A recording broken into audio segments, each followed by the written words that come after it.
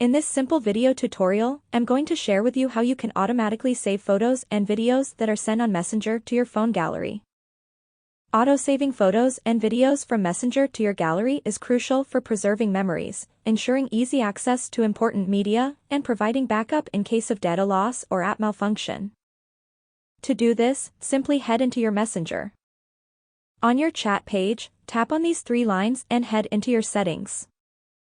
On your settings page, navigate to the option of Photos and Media. On this first option of Save Photos and Videos, make sure to enable it on. When turned on, in case anyone sends you a photo or video on Messenger, whenever it gets downloaded, it will automatically get saved to your phone photos.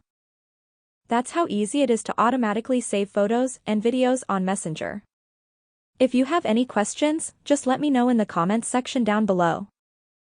Please don't forget to leave a like, share and subscribe for more video tutorials like this one.